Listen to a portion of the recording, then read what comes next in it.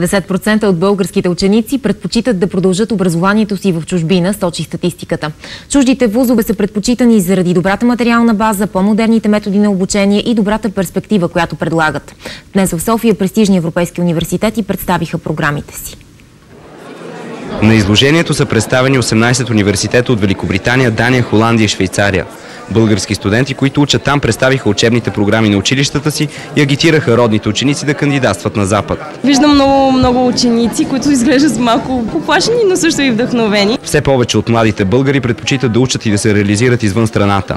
Материалната база на университетите навън е безспорно по-добра от нашата.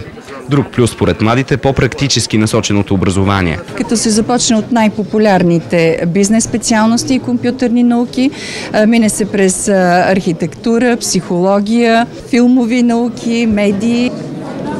Добър ден, казвам се Тони. Приятно ми е. Интересуваме малко повече подробности за вашия университет. Аз съм втора година в университета в Уорик. Намира се в момента на 4-то място в цялостната класация в Англия, като най-силните департаменти са този по бизнес, математика, икономика и право. За първи път у нас се представят университети от Шотландия, предлагащи безплатни бакалавърски програми. Високите такси, които плашеха българските студенти, вече не са на дневен ред.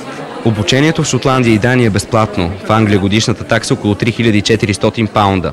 Съществуват възможности за студентски заеми, които улесняват плащанията. Нашите студенти, като граждани на Европейския съюз, получават право на 20 часа работа, с което могат да си осигурят престоя в чужбина. В България няма развитие.